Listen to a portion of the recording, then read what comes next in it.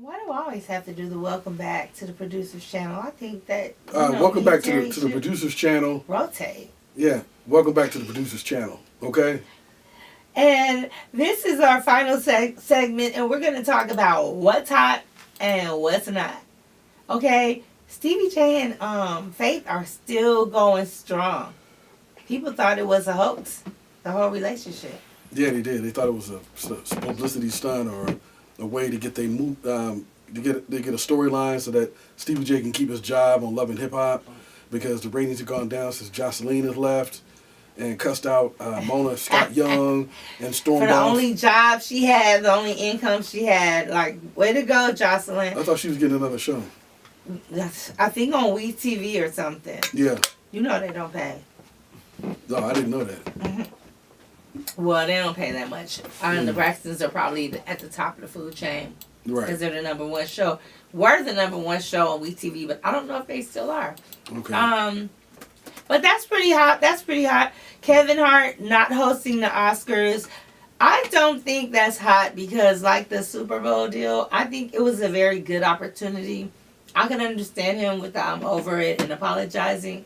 But the fact that his movie came out with him in it and, it still was number one in the box office, people are feeling him. I think he felt like he probably was going to be up there and be judged because of what he said. So he was like, not even in a good space.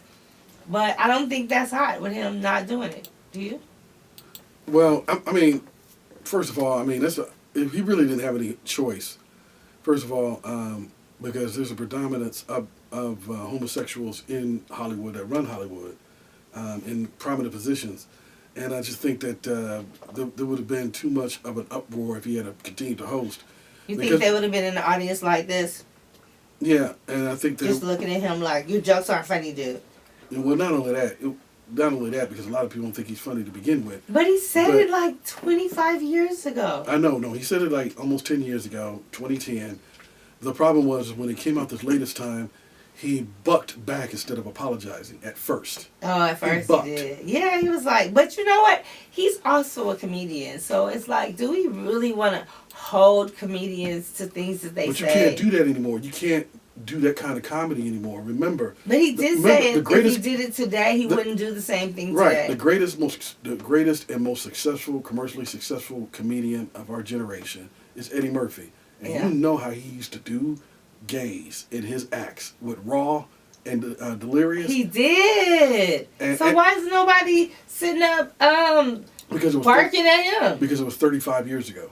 And he hasn't touched the subject of homosexuality since Raw came out in 87. Okay. So you got 87. But why was it all funny back then? It was just a different era.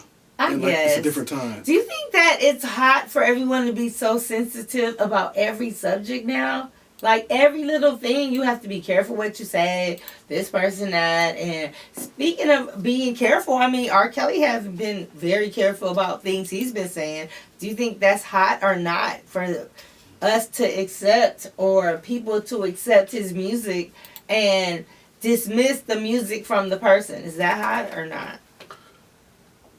Well, I don't know. What do you think? Well, some people are saying mute him altogether. And I'm like, that's kind of like what Bill Cosby was like, this ideal father, on the show. And then over here, he was drugging people. So it's like, you don't just mute Bill Cosby because he still was a legendary father in character. But I guess that's different because he was acting. I'm not going to be like, oh, I hate Bill Cosby because of this. Because those women were there voluntarily with Bill Cosby, knowing he was married with an agenda. These young girls were there with R. Kelly, knowing they were 13. The parents were dropping them off. Last time I checked, 13 and 14-year-olds didn't even have a driver's license. So how were they getting over there? How were they even getting to him? How were they being alone with him? They were going there voluntarily. Yeah. So, and, I'm not saying that what he did was right by no means. It's terrible to take advantage of a young girl who don't know no better. Like, these young girls, they just don't know sometimes. Right. They do what is introduced to them. They don't know. Well, most of the world believes that R. Kelly is guilty, that he's been guilty for the last 30 years. He's gotten away with it, that it was his face on that sex tape